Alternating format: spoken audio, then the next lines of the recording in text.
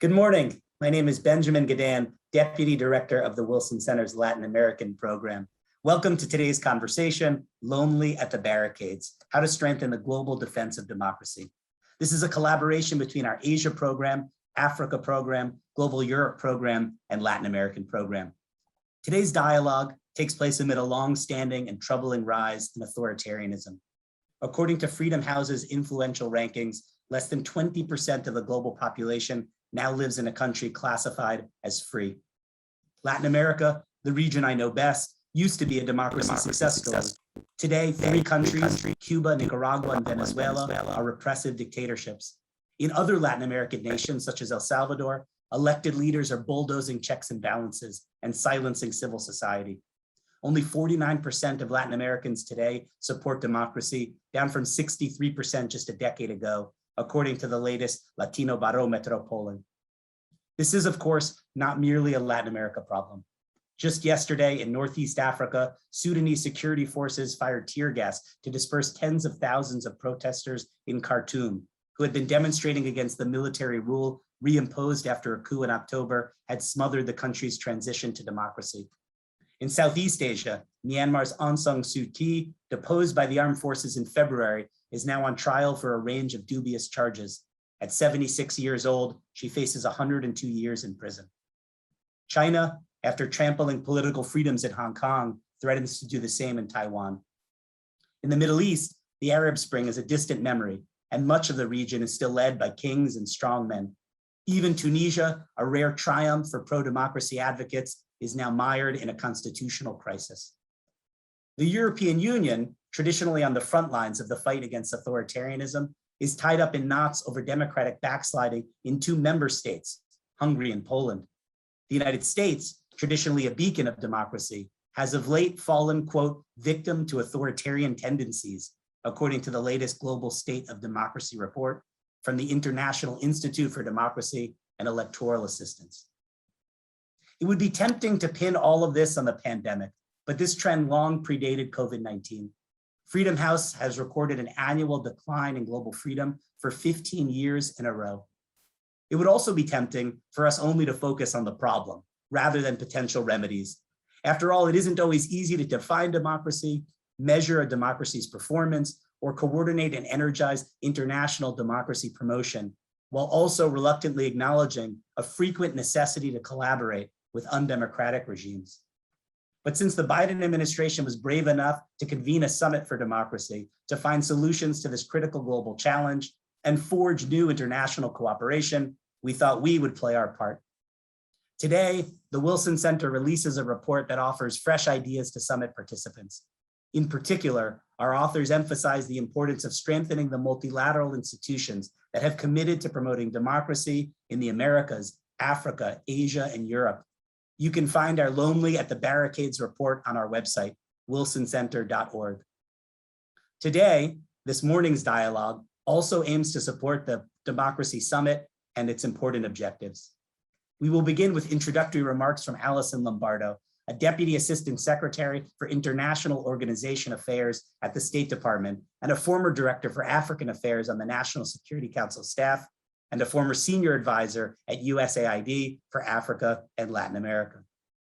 Next, PBS NewsHour Foreign Affairs correspondent Nick Schifrin will moderate a conversation with a spectacular panel of experts, including Dan Baer, a Senior Fellow at the Carnegie Endowment for International Peace, and a former US Ambassador to the Organization for Security and Cooperation in Europe. He joins us from the United Kingdom.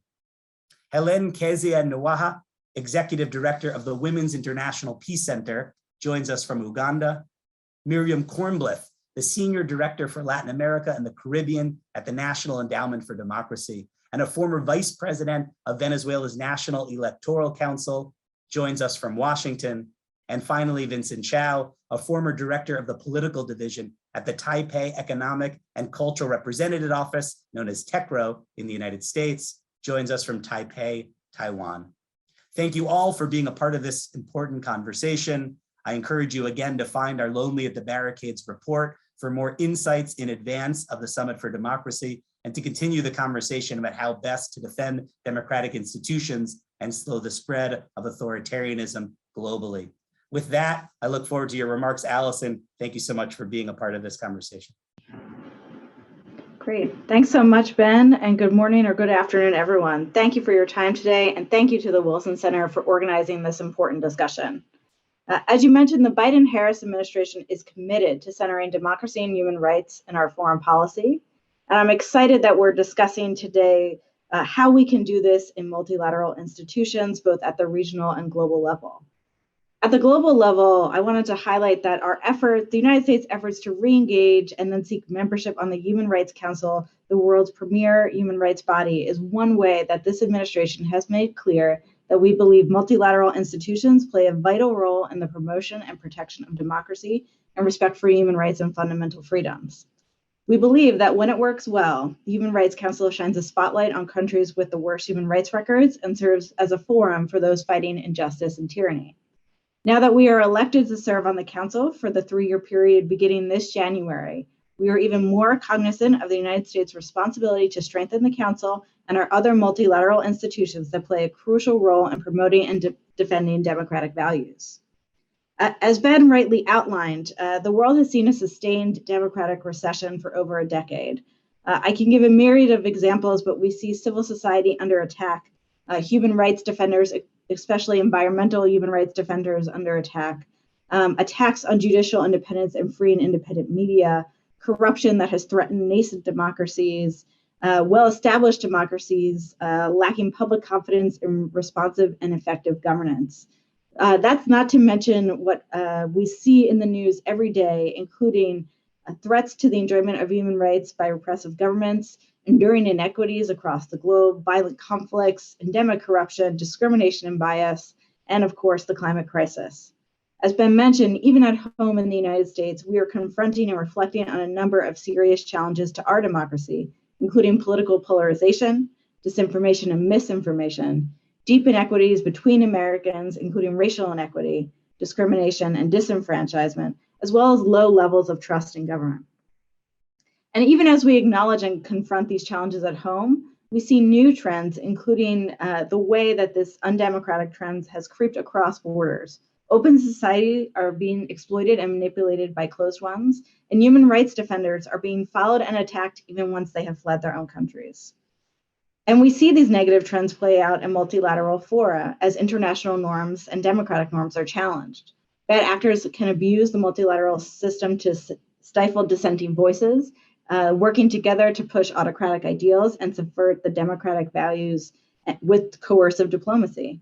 And this is for the multilateral wonks out there, often introduce anodyne sounding amendments in language to official and formal texts that have passed for many years that risk undermining international norms. So at a time with this growing discontent with and even within democracies, we think it is even more imperative to work together in multilateral institutions to bolster democratic forms of governments where it exists and to advance it where it does not. We see that multilateral institutions play a central role in championing democratic values, supporting civil society and human rights, and also shining a spotlight on human rights violations and abuses. We see this as both offense and defense. We believe that multilateral fora can be indispensable to supporting democratic governance and defending democratic progress where it exists. Multilateral forum, we think, can help enforce and support democratic governance so they are less susceptible to corruption, less likely to flout international democratic norms, less likely to repress minorities and foment conditions that lead to violent extremism, and less likely to suppress fundamental freedoms, among other things. We also believe these multilateral spaces can be collective opportunities to resist anti-democratic trends, including by calling out authoritarian governments. Still, these bodies are far from perfect. They must do more to hold accountable those who abuse human rights or rely on repressive acts. We see this in the Human Rights Council, where we have been very cognizant and vocal about the continuing challenges there, including among membership. We saw that Eritrea was just elected to a second term, and we know that there are limited action for human rights abuses on some major challenges around the world. We also think it is important to do more in these forums to strengthen civil society's voices and open civil space. We must make these multilateral institutions open open to the voices of civil society, even in the times of COVID, and make sure they are a forum for bolstering democratic space. As Ben mentioned, next week on December 9th and 10th, President Biden will host the Summit for Democracy. The summit reflects the United States' strong belief that to tackle the world's most pressing challenges, democracies must come together, learn together, and stand together and act together. Democracies in different countries and participants will be in dialogue about their challenges at home, regionally, and globally along the summit's three broad themes. They include strengthening democracy and defending against authoritarianism, addressing the fight against corruption, and advancing respect for human rights. We really are looking forward to these conversations with our partners to use the opportunity to recommit to things such as supporting free and independent media, fighting corruption, bolstering democratic reformers, advancing technology for democracy, and defending free and fair elections. However, this summit is not a single event in itself. We are using it to spur a year of action where governments can announce new reforms and commitments and go home and work on them domestically and internationally. We expect a follow-up summit in 2022, and we will use the in-betweening year to galvanize international action, including action in multilateral fora and through multi-stakeholder initiatives. I look forward very much to hearing today the new ideas out there about how to use multilateral forum to both bolster democratic space where it exists and to advance it where it does not. So thank you so much for your time, and we're looking forward to joining this conversation in advance of the Summit for Democracy. Thanks, Ben. Allison, thank you so much. Thank you, Ben. And I'm going to take it over from here. We have about 45 minutes with a fantastic panel that Ben has already introduced, so I won't introduce everyone again. I think what we'll do is we'll probably do one round of the status of democracy in the various regions, starting in Taiwan, China, Latin America, Africa, and Europe, with a focus a little bit on the US. Then we'll do another round on multilateral institutions and how those look from around the world. And then third round, I hope we have time, solutions, and a little bit of a scorecard on the Biden administration so far. So Vincent Chow, let me start with you. We've all been watching what Beijing has done to Hong Kong. Has that shown the people of Taiwan that Taiwan could be next? Thank you for that excellent question. And certainly I think this is an issue that's on everybody's minds right now. I think we have to be clear, which is Taiwan can be the next Hong Kong. It's not necessarily going to be, but it certainly can be. And particularly if we don't take the threat we are under seriously. And by we, I mean, of course, the Taiwanese people most of all, but also the international community at large. And I think we have to be very clear about the threat. I mean, this isn't a threat caused by great power rivalries, isn't a product of the US-China trade tensions. It's really just the contest of ideologies that's taking place around the world, authoritarianism versus democracy, and this is very real consequences. And I think that's the message Hong Kong has really driven home, which is that authoritarian regimes really cannot tolerate any threats to their power. And as a result, we've seen the people of Hong Kong silenced. And I mean, when we look at it, guess whose existence presents the next existential threat to the CCP's legitimacy? Taiwan. And so we're seeing, of course, right now this series of PRC military overflights, attempts to diminish our international participation, economic coercion, and gray zone tactics, which have become part and parcel of everyday life here in Taiwan.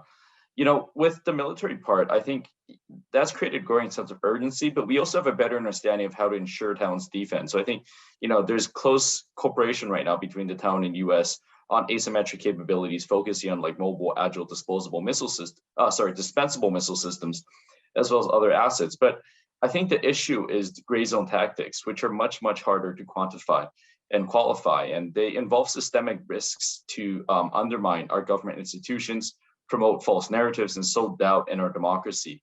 So we've seen a lot of cases of this in the past 2-3 years. And I think there's been a number of US think tank reports that have focused very much on analyzing these issues and ways to counter it.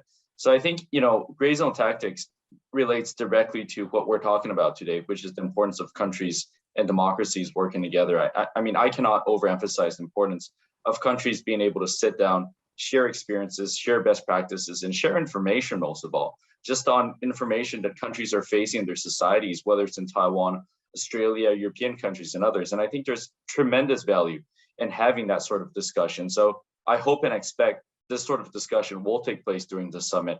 And I think going back to kind of the plan ahead, I think there's very much great value, Allison, in your part about having follow-up discussions down the road, because this cannot be just a one-off opportunity. I think there's really ample opportunity and potential for countries to be able to sit down together throughout the year and really have a more focused discussion outside of what's kind of on the broader scope, but a focused discussion just on these gray zone tactics.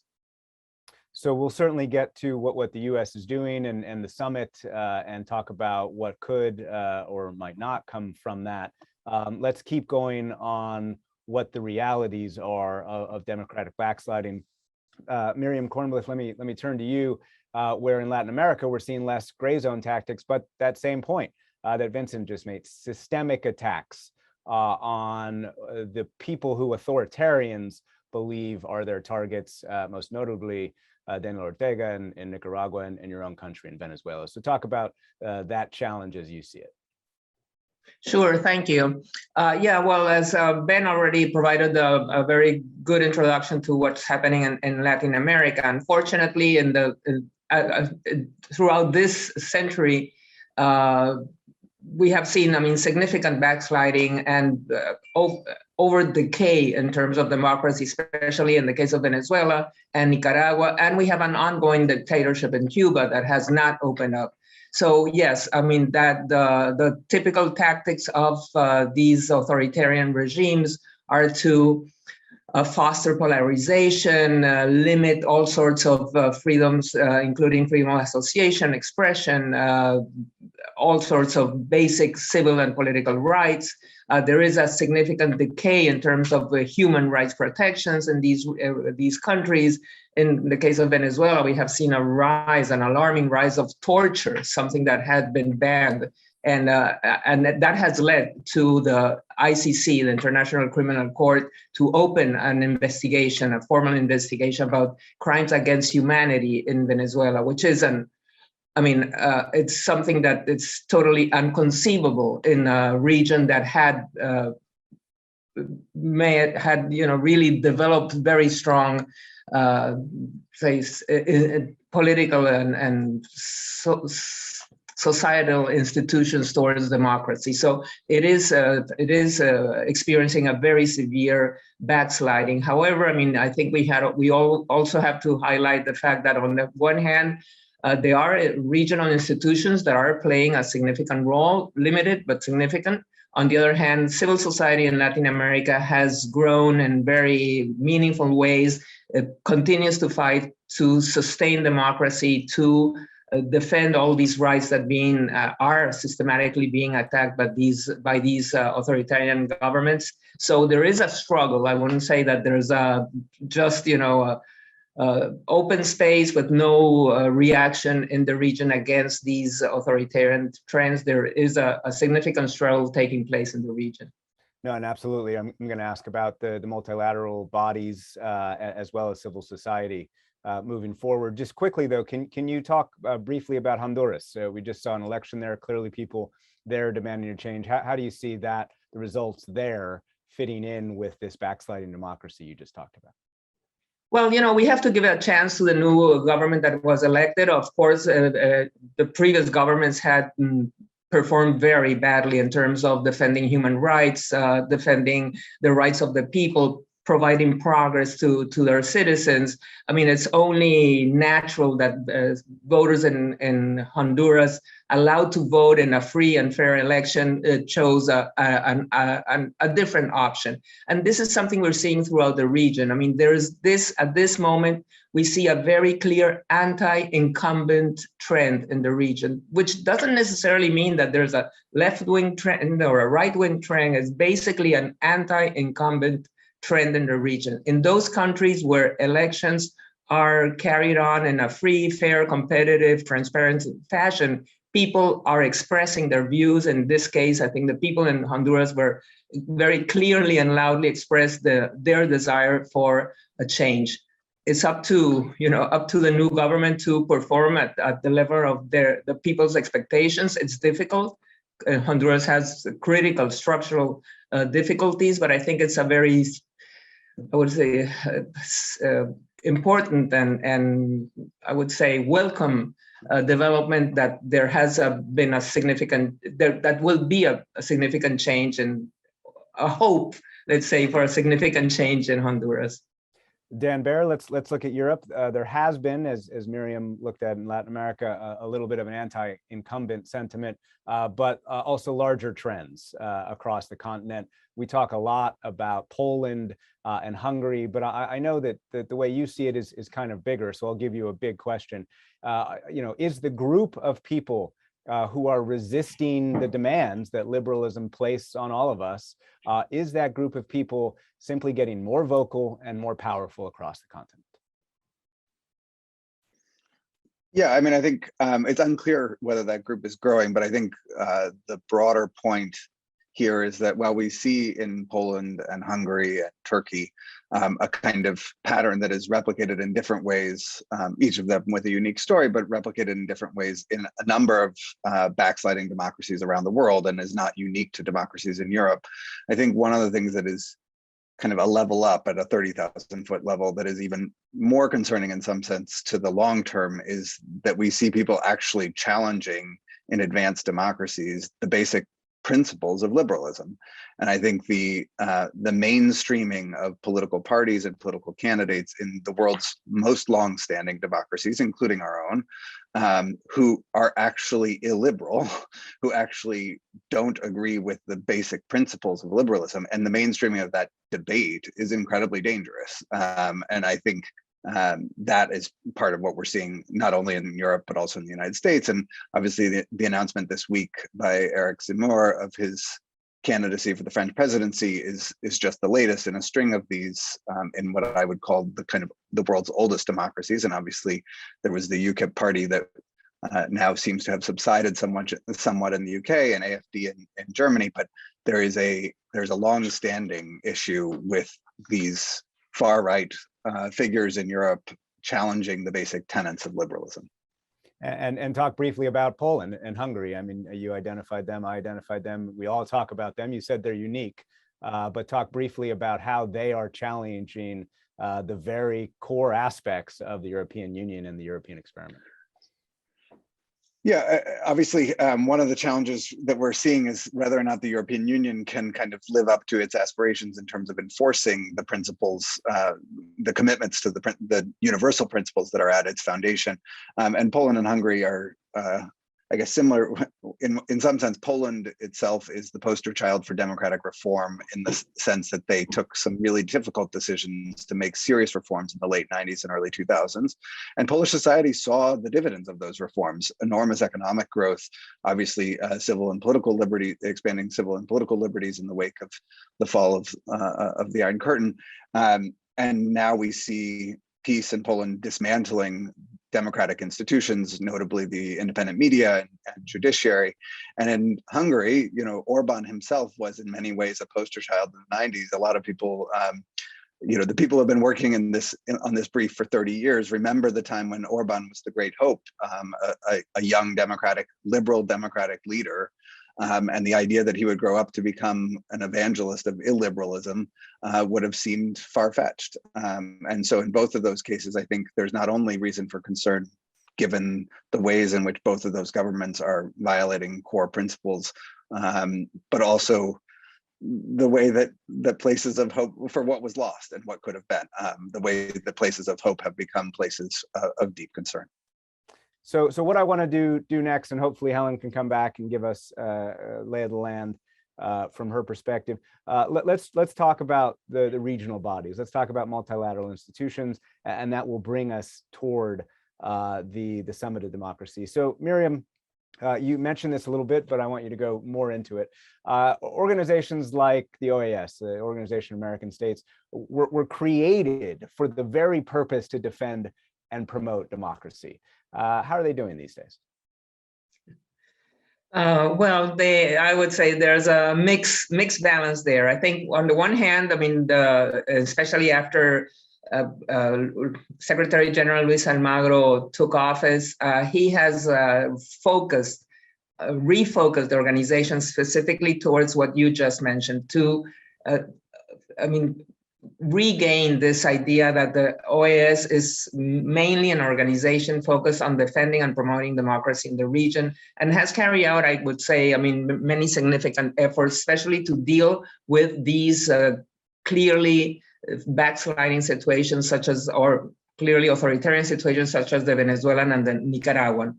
And so I would say in terms of the institutional approach that the OAS has taken, it is very focused on its main mission. However, the OAS is comprised of governments, and governments not necessarily are aligned with this mission, especially those governments incurring in authoritarian and backsliding situations. So the ability of the OAS to generate consensus regarding, say, punishing or criticizing governments that have chosen the anti-democratic path has been very difficult. Well, there has been something interesting recently. For example, 26 countries questioned Nicaragua's most recent fraudulent elections, which is a majority, but in a continent that praises itself of having a democratic charter and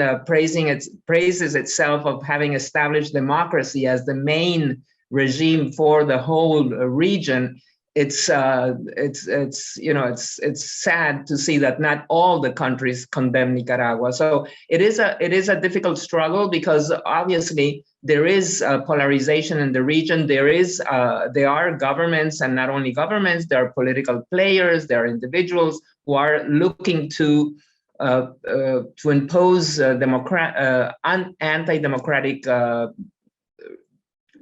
systems, regimes, practices that combine in different ways to halt and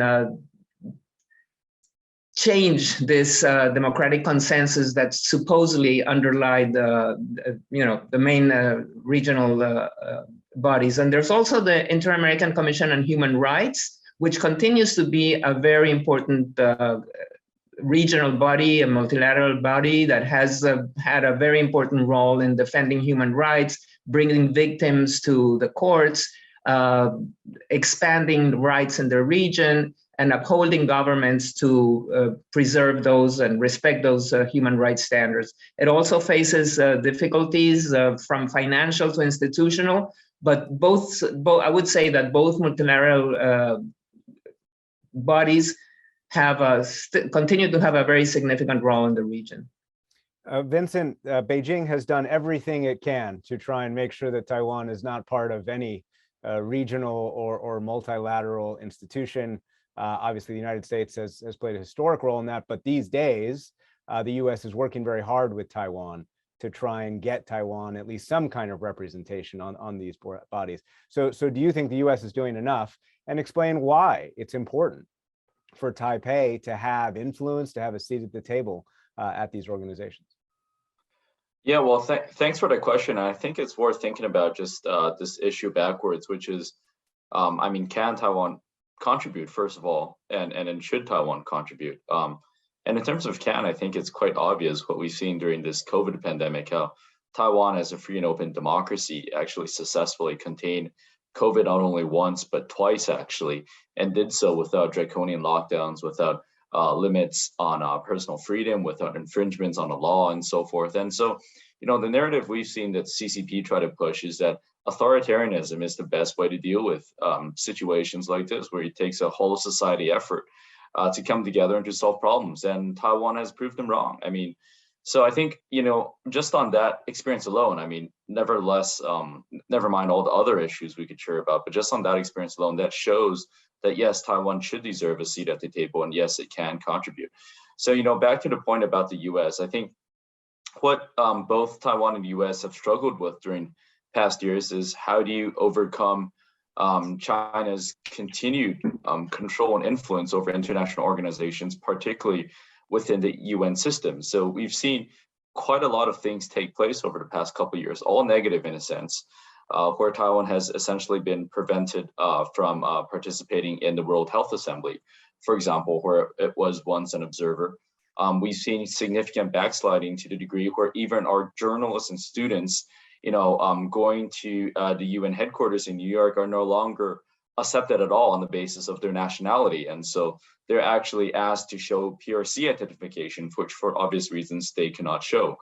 And so, there's a significant adversity really right now in terms of what Taiwan is facing. And this really comes to the point which I made earlier about this relentless pressure by authoritarian forces to really prevent Taiwan from being able to participate fully in the international system. So I think where there's adversity, obviously there's also opportunity. And so, because of this, I think we've been able to create a way for Taiwan to engage on global issues with creativity and pragmatism. So to your part about the US, there is a significant cooperation in this regard. Just a few weeks ago, actually, Taiwan and the US cooperated on holding consultations. I think it's probably the third annual consultation on democratic governance in Indo-Pacific. And so issues that were covered included, for example, cooperation, anti-corruption, open government, and human rights issues. And both sides also highlighted disinformation as a critical threat to democratic institutions and pledging to build partnerships to counter information manipulation, for example. But another issue I just wanted to briefly share about is the Global Cooperation Training Framework. And that's sort of like a mini body that exists outside of this existing international framework. But what it is a bunch of regionally focused workshops that are jointly initiated by both Taiwan and the US. And so these are significant. I mean, we've attracted over 3,300 experts from over 100 countries to tackle issues ranging from media literacy to women's economic empowerment. So all of this really underscores, I think, Taiwan's capacity to contribute to critical issues right now we see on the table, but also to forge new channels between civil societies and activists around the world. Of course, this is not a substitute for Taiwan's participation in international organizations. We got to continue to work on that, but it just highlights that at the same time we face all this adversity, all this pressure from across the strait, we'll find a way, I think, to survive. And thankfully with the US and now with Australia, UK, and other like-minded countries, I think we'll find a greater role for Taiwan within or outside the international system, but within the international community at large. So I think we're still waiting for Helen. So Dan, let me go to you. The issue of multilateral institutions, I want to focus on one thing, that is migration and where we are today. So migration, as we all know, almost ripped the European Union apart. You can't really say it any other way over the last, about 5 years or so. But today we see the EU in lockstep with Poland, of all places, because of the threat of irregular migration created by the Belarusian government. So what does that say about the strength and the capacity of the EU as an institution to promote the values that we've been talking about? I mean, I think there are a couple of things. First, I think it's important to talk about the fact that the institutions that we're talking about, the multilateral system as we know it, the international human rights network of regional institutions as we know it, emerged out of the failures of Europe in World War II. It was built in the wake of World War II because a generation saw what happens when democratic institutions collapse and saw the horrors of their absence. And Chancellor Merkel made the point a couple of years ago as she was looking toward the end of her tenure that it will be when the generation that witnessed World War II is fully gone that we will see whether we've learned the lessons. And I think those lessons keep coming back to us. And it's it's part of what I meant about how sad it is to see some in Europe giving up on those lessons when they were learned through such horror and less than a century ago. In terms of what's going on the Polish border today, I mean, obviously there we have, in addition to the actual, terrible situation that is happening where Belarus with the nod from Moscow is instrumentalizing the vulnerability of people to use them effectively as human weapons to push back on the EU because of its strong stand in challenging the illegitimate and fraudulent election of Lukashenko last year.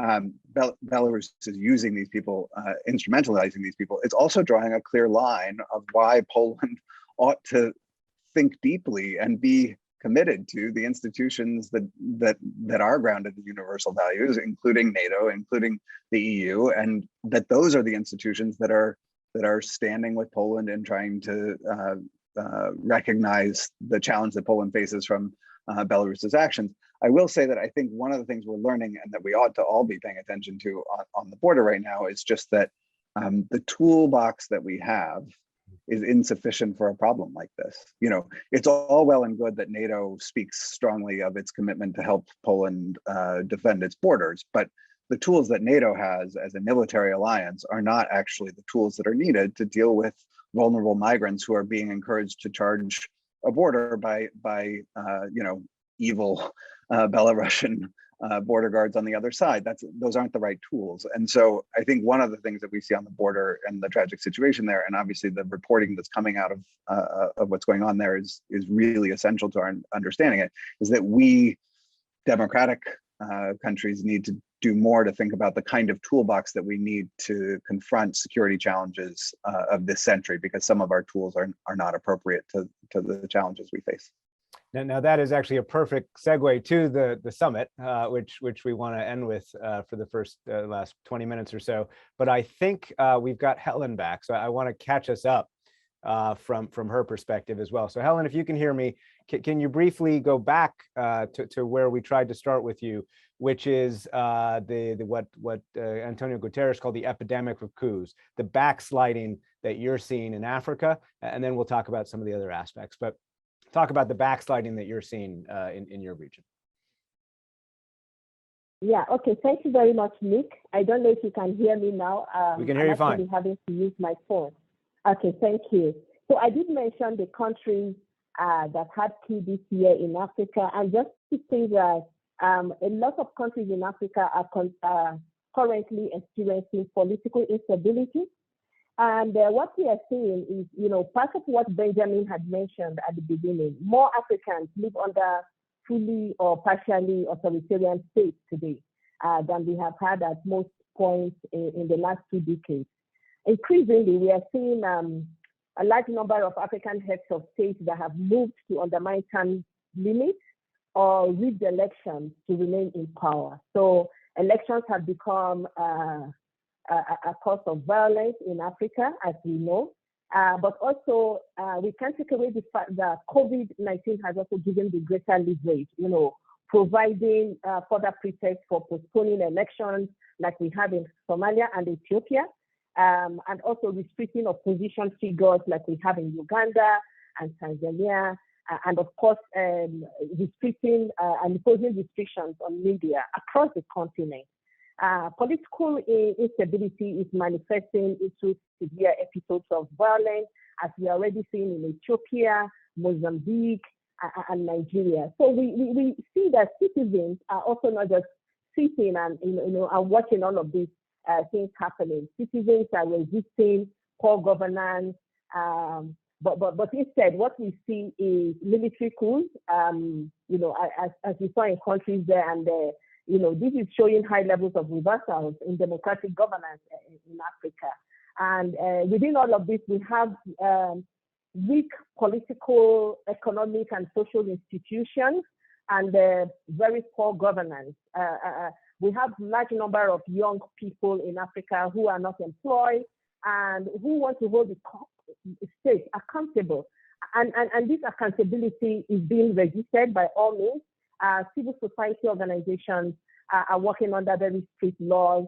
So the state is shrinking every day. So voices are not allowed to speak against what is happening. And this is becoming more problematic, for everyone in Africa. We know how young people have tried to mobilize in terms of using the internet and social media, to be able to voice. We had the End SARS campaign in Nigeria. You saw how the way the military descended on them. We have examples in Uganda where the young political party, the national, the MOVE party, was seriously restricted from participating effectively in the election.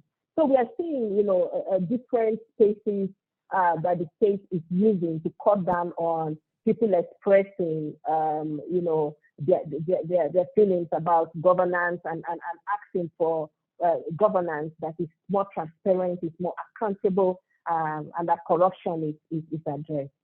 And Helen, briefly, because the last round was about multilateral institutions, Secretary of State Tony Blinken just made a big speech about democracy in Western Africa. He chose to do it in Nigeria, talked about ECOWAS, talked about the multilateral institutions that need to do their part. How do you see ECOWAS? How do you see the multilateral institutions in Africa playing a part, whether weak or playing a positive role? Yeah, of course, I could start with the African Union that has, well, made efforts to build normative frameworks, established mechanisms and institutions, to be able to promote elections. So there's a lot of policies and laws. But what we see is that the economic community for Africa seems to be more progressive in terms of establishing such mechanisms to ensure the implementation of policies to promote democracy. We see them putting a lot of devotion, a lot of resources and energy to defend democracy. And ECOWAS has played a major role in rolling back military dictatorship in West Africa and opposing military coups. However, ECOWAS has not been very effective in preventing short-term deeds by incumbents. So we have these military people who get into power and then conduct elections that end up putting themselves in power, but the processes of elections are not really being interrogated. And so once you conduct elections, you're being stamped to be the democratically elected person, which in many cases are really not so transparent.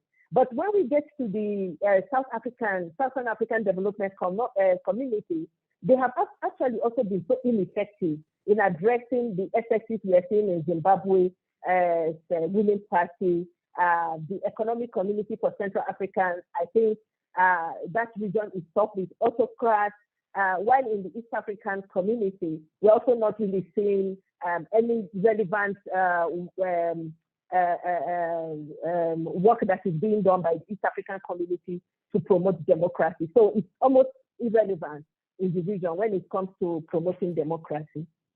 And of course, it's not lost on many people here that the AU is based in Addis Ababa, and Prime Minister Abiy, of course, has been accused of his own authoritarianism in Ethiopia. All right, so I've got about 13 minutes left. So what I'd like to do is one more round or so. So we'll have about 3 or 4 minutes each. We'll talk about the Democracy Summit and some of the points that I know you all want to make about what the West and the US should be focused on moving forward.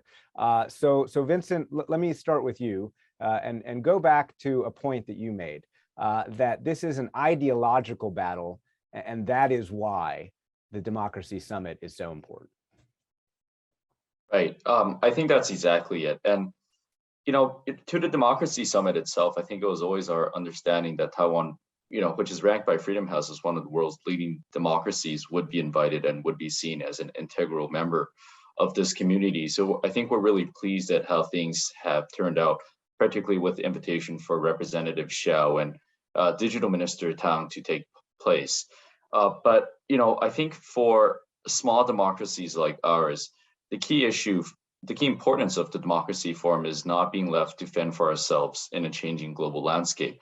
So I think this summit helps bring small democracies like ours together. And I say small democracies because we're not the only country at risk. And just recently, I want to talk about Lithuania, because they became the recipient of Chinese ire after following in the footsteps of what the US, EU, and dozens of other countries around the world have already done, which is allow Taiwan to set up a representative office.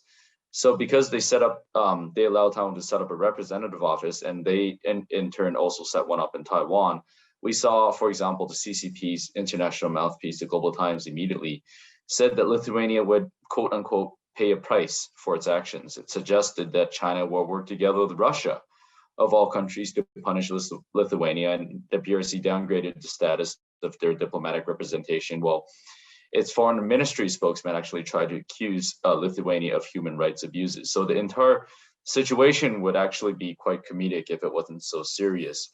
But instead of folding under pressure, Lithuanian parliamentarians actually sent a delegation to Taiwan, which arrived earlier this week. And as one lawmaker actually said after landing, Lithuania knows how it feels to be next to the neighbor of a large authoritarian regime.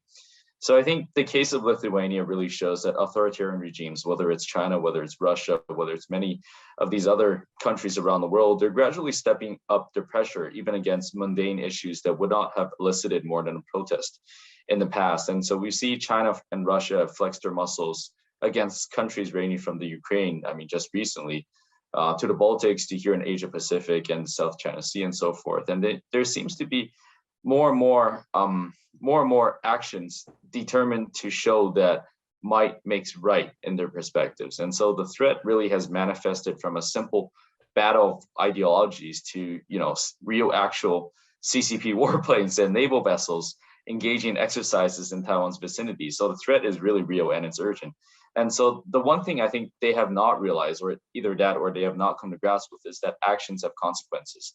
And so because of what they're doing, I think democracies are coming together. And so when democracies come under threat, we can also come together. And this is exactly, I think, what's happening with the summit here today. So, I think I was very pleased actually to hear Allison's remarks about the Summit of Democracy having up really real follow-up mechanisms all the way until a next summit next year, because I think those are really important just to bring democracies together and be able to have that dialogue about the common threats that we're facing from authoritarian regimes, whether again it's Russia or China. So this community that has these shared values and shared interests and shared way of life, I think bringing that community together and forging a sense of purpose really is important.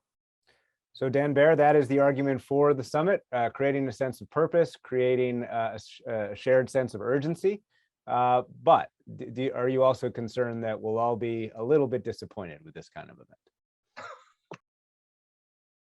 Yeah, I mean, I guess I think it's important to lower expectations.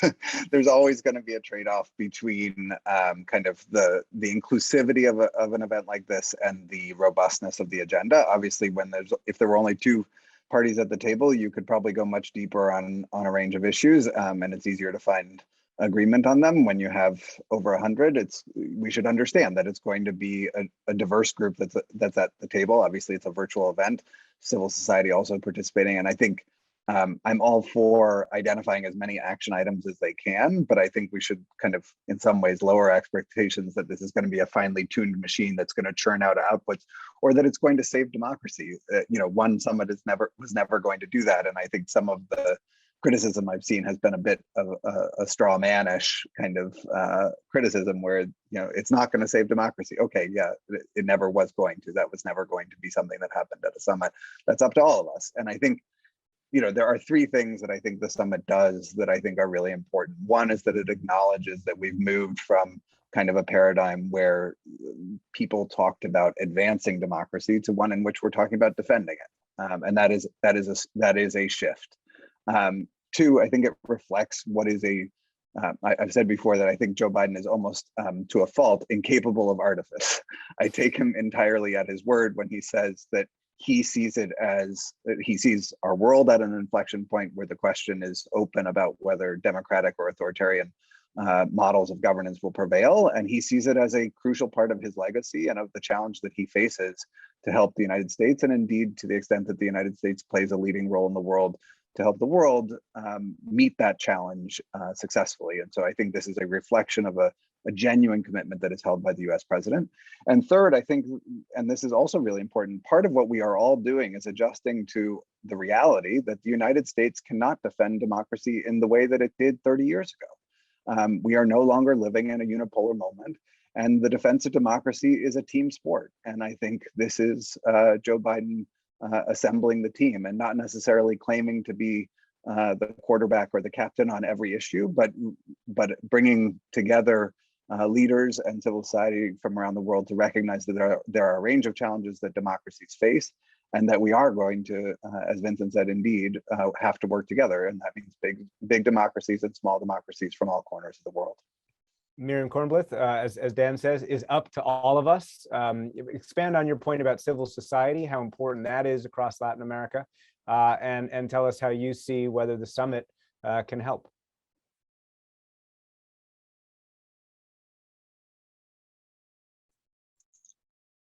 Oh, Sure. Yeah, I'd forgotten to unmute. So I fully agree with Dan's points. I think this is a great opportunity. Of course, you have to limit your expectations, but I think it's very important to take a very proactive stance in regards to what's happening globally in terms of democracy. And there's a clear need for, say, coordination, articulation, joining efforts. In the case of civil society, I think that this is a huge opportunity.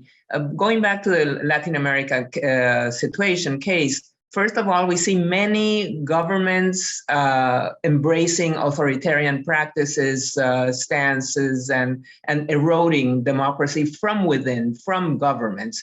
A big counterweight to these efforts is civil society, and civil society has had a very important role. So strengthening active civil society that can provide and exercise this counter way to these undemocratic trends, I think, is very important. On the other hand, having this global effort provides a very strong legitimacy to all those democratic players that are fighting the fight, that are involved in this continuous systematic struggle to preserve democracy, not only in Latin America, but globally. I think this sends a very strong message that authoritarians are outliers, that the Democrats and democracies are the aspiration, are the normative direction that we all aspire as, as citizens.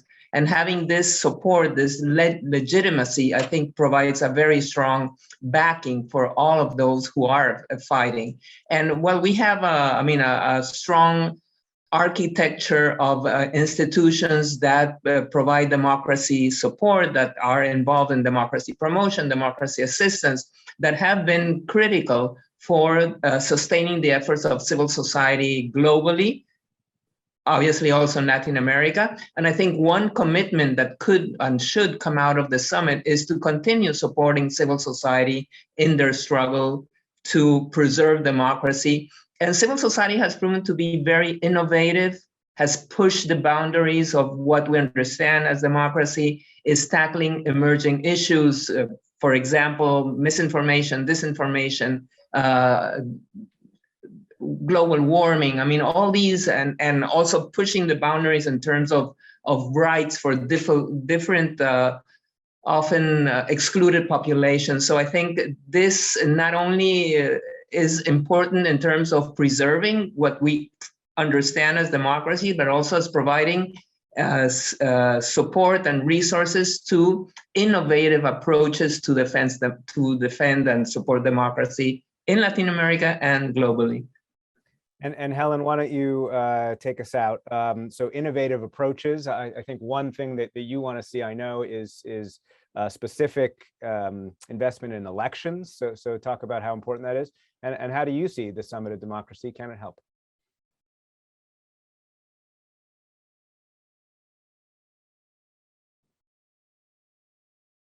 Helen, can you hear us? I think you might be on mute again. So take a second to unmute. Can you hear me now? Now we got you. Great. Okay. Can you hear me now? Yeah. I'm saying that in promoting democracy in Africa, the US must recognize the diversity of cultures, norms, and values, and pursue collaborative ways of improving democracy by taking into account the non-linearity and contextual divide that characterize relations between the global North and the global South. And the Biden administration should enhance America's support for democratic institutions in Africa, including multilateral and regional organizations, through targeted support for improved elections. And they need to also consider scaling up assistance to African civil society and non-governmental organizations. I had the recommendations from my colleague, not only in Africa, but I think globally, to enable them to be more active in promoting inclusiveness, transparency, the rule of law, human rights, and also to promote a conducive environment for these organizations to operate, considering some of the restrictive laws that we are experiencing most recently. But I think that the US government also needs to support mechanisms that detect early warning signs, that elections are not going to be transparent, And they need to publicly, talk about this and share this report and speak about their concerns, including political interference in elections, manipulations of elections, corruption, or misappropriation of funds. And the US needs to denounce fraudulent elections. We're not seeing that from them, So in terms of supporting and building strong and credible institutions, we need the US to be more consistent in responding to democratic backsliding across the African region. So we see cases where they are more outspoken and other cases where they are not so outspoken and people are beginning to question, what is the interest of the US in certain countries and their interest in other countries. So it needs to be a bit more consistent. And also supporting, human rights defenders and women human rights defenders who are working in this region and whose lives are under threat most of the time, because of them speaking out against corrupt governments or governance systems that are not very transparent. So in conclusion, there is need to increase assistance to support multilateral organizations and member states by partnering to promote good governance and openness within the democratic process. Thank you very much, Nick. No, thank you, Helen. And good governance and openness and consistency. I think those are the three words that'll take us out, important words for the US government to hear. So on behalf of Ben Gadan and the Wilson Center, thank you all very much. Alison Lombardo, thank you. Vincent Chow, thank you for staying up late. I think it's 1 a.m. where you are. Miriam Kornbluth, Dan Baer, and Helen Kwesi. Thank you all very much. And please, at thewilsoncenter.org, you can find Lonely at the Barricades. It's a report. It's fabulous. I was reading it last night. Talk about all of these issues in more depth. So thank you very much, everyone. And we'll see you at the Democracy Summit.